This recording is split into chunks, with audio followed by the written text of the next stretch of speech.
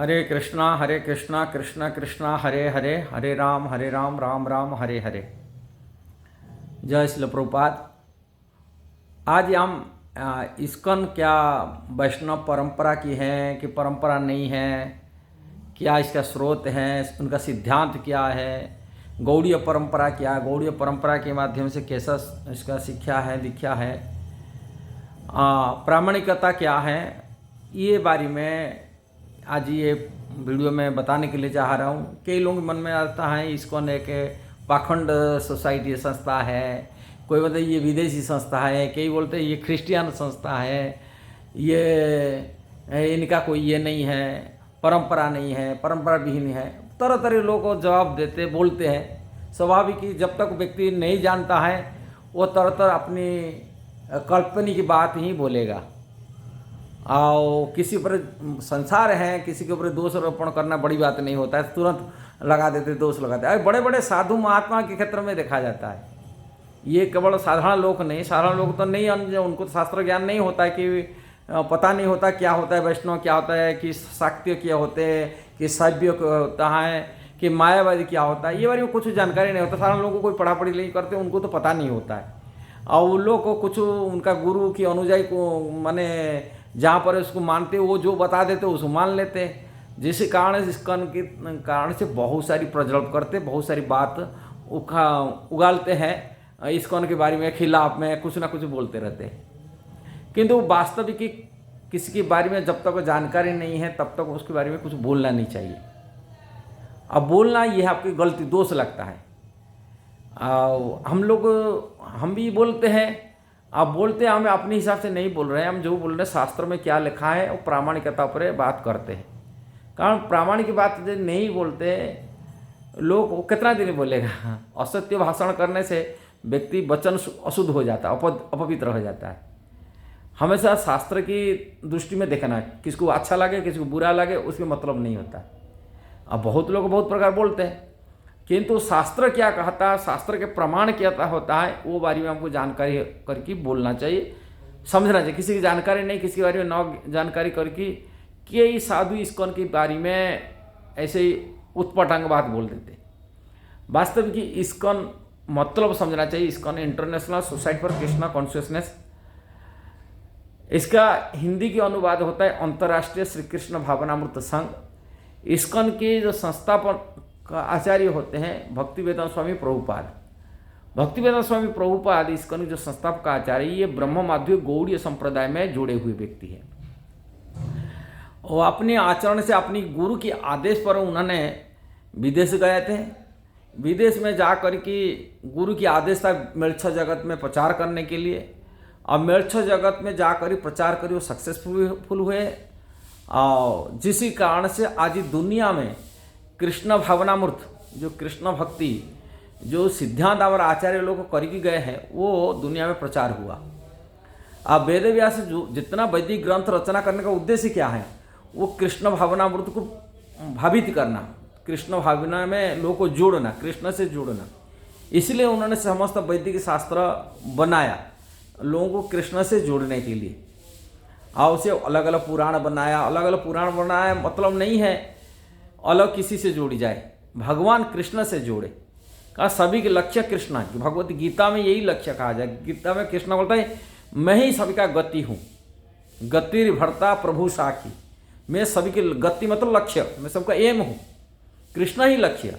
कृष्ण कहते सर्वधर्मान परित्यज्य माम एकम शरण, सब कुछ छोड़ छाड़ करके सभी प्रकार धार्मिक जीवन, चाहे सामाजिक धर्म हो, पारिवारिक धर्म हो, कि गृहस्थ धर्म हो, वर्णाश्रम धर्म हो, जो प्रकार हम धार्मिक जीवन बिता रहे हैं, अपनी क्रियाकर्म कर रहे, उसको छोड़ करके कृष्ण बोलते मेरा शरण में आओ। कहा मैं मुक्तिदाता मुकुंद, जो मेरा बात को सुनता है और वो निश्चिंत संसार से तर जाता है, और मेरा बात को अवज्ञा करने वाला व्यक्ति नाश हो जाता है। ये भगवद गीता में कृष्ण कहते हैं। मच्चित सर्वद्रुगाणी मत प्रसादात तरिष्यसि अथचित तुम अहंकारात न शोषणीयसी विनक्ष्यसि। यदि तुम मुझसे भावना भावित होगे तो मेरी कृपा से तुम बद्ध जीवन के सारे अवरोध से लांग जाएंगे। लेकिन यदि तुम मिथ्या अहंकारवश ऐसी चेतना में कर्म नहीं करेंगे, मेरी बात नहीं सुनेंगे, तुम विनष्ट हो जाएंगे। ये भगवद गीता की 18 अध्याय की 58 नंबर श्लोक में भगवान कृष्ण कह रहे। इसलिए कृष्ण की यही बात है और कृष्ण की भावना में रहना है। इसको कृष्ण कॉन्शियसनेस कहते, कृष्ण चेतना कहते। ये गीता में कृष्ण कहते यही गीता की सार है। मनमना भव, मनमना भव मेरा भावना में रहो, मनमना भव मद भक्त, मेरा भक्त बनो, मत जाजी, मेरे को जाजन करो, मेरा पूजा करो, मांग नमस्कुरु, मेरे को नमस्कार करो। ये गीता की सार भगवत गीता की वो भी पढ़े होंगे, वो भी भगवान ये बातें कहते। सर्वगुह्यतमो भूय शृणु में परम बच, इष्ट अस्मे दृढ़मिति तत्वक्षामि ते हितम। ये 18 अध्याय की 64 नंबर श्लोक में कृष्ण कह रहे। और इसके बाद में 65 नंबर श्लोक में कह रहे, मनमना भव मद भक्तम मज्जाजी मांग नमस्कुरु, मामे वैश्य सत्यम ते प्रतिजानी प्रिय से, मेरा प्रिय बन सकते। कृष्ण की प्रिय बनना और जीवन की यही लक्ष्य है, भगवत गीता की यही लक्ष्य है। और गीता समस्त उपनिषद की सार है, गीतोपनिषद।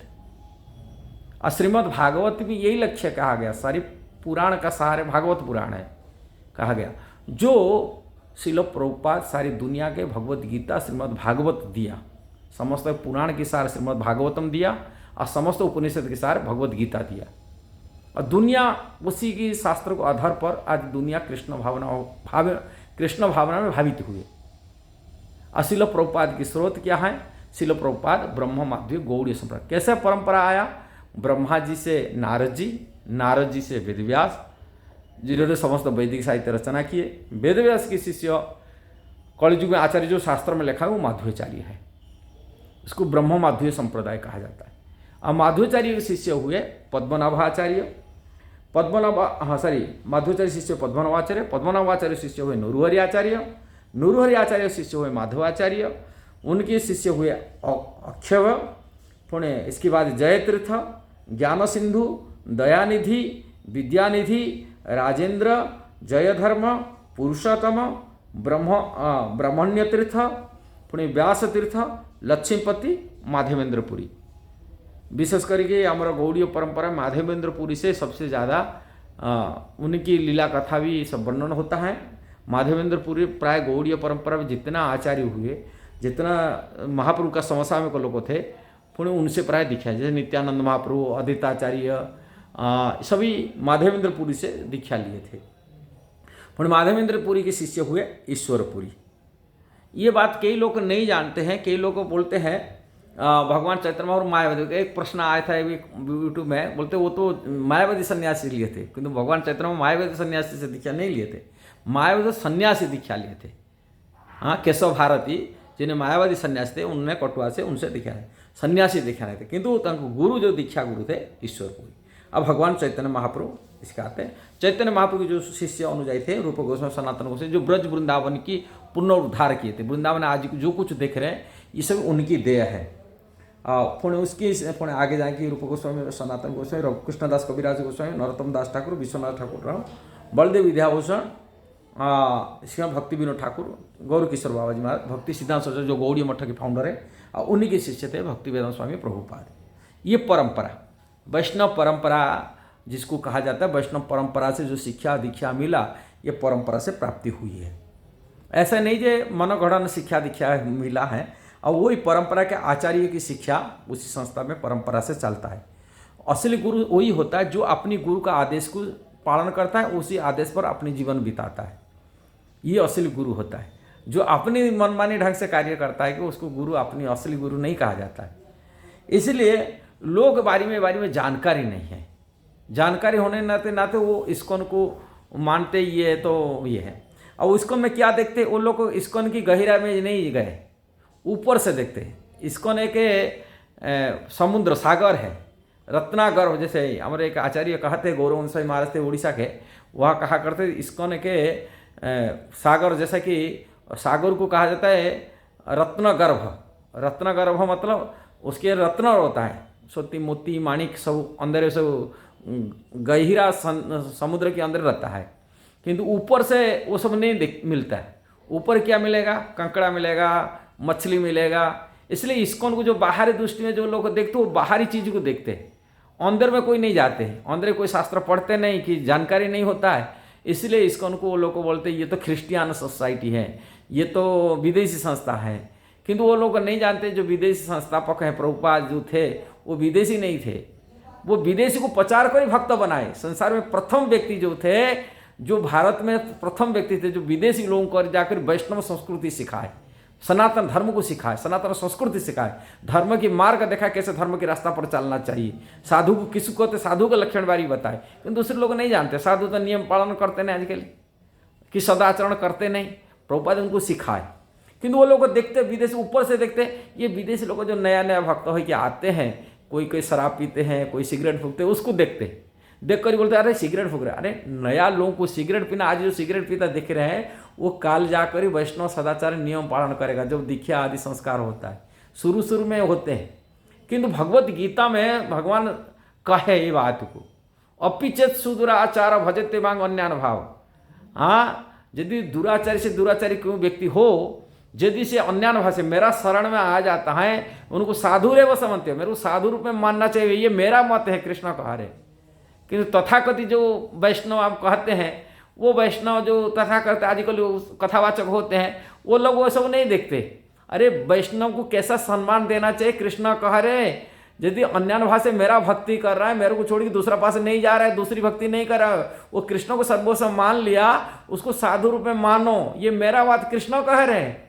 किंतु आजकल कथावाचक जो है ना, ऐसे ही कृष्ण को निंदा करे, दोष करे, कृष्ण भक्तों की निंदा करने वो नीचे गिर जाएंगे, ये समझना चाहिए, वैष्णव अपराध लग जाएगा।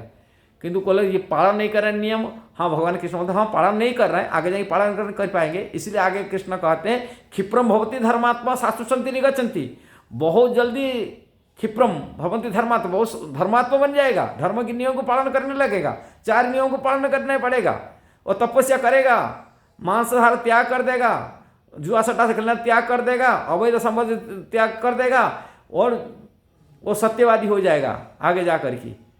क्षिप्रम भवन्ति धर्मात्मा शास्त्र संति निगच्छन्ति कोन्ते प्रतिजानी न मैं भक्त प्रणश्यति, मेरा भक्त की पतन नहीं होता, समझो। ये भगवत गीता में बात बताए, किंतु ये बात को समझ में पढ़ते हैं, किंतु दिमाग में उतरता नहीं, जिस कारण से वो इस्कॉन के ऊपर टिप्पणी करते।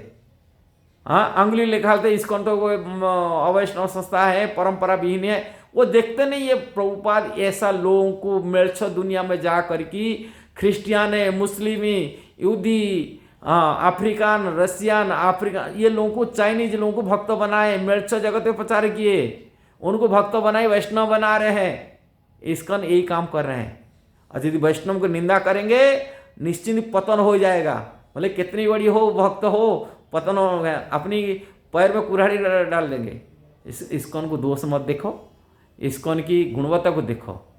यदि अच्छे मक्खी होते हैं ना, जैसे फूल में बढ़ता है, आओ मक्खी तो 2 होते हैं ना, एक मक्खी होता है फूल में बढ़ता है, एक मक्खी कहाँ बढ़ता है, गंदगी में, टट्टी में बढ़ता है। टट्टी में मत बैठो। यदि अच्छे साधु बनने के लिए चाहते हो, इस्कॉन का गुण देखो, इस्कॉन क्या कर रहा है दुनिया के लिए, दुनिया को ऐसे मिर्च जगत को कैसे वैष्णव बनाया, 4 नियम सिखाया, ये सब चीज़ देखो। अब उल्टा सीधा बोल करके अपनी खुद अपने पैर को अपने आत्महनन मत करो। ये वीडियो के कहने का यही तात्पर्य है। यदि आपको सही लगा जरूर उसको शेयर करना, सब्सक्राइब करना, लाइक कमेंट देना। हरे कृष्णा।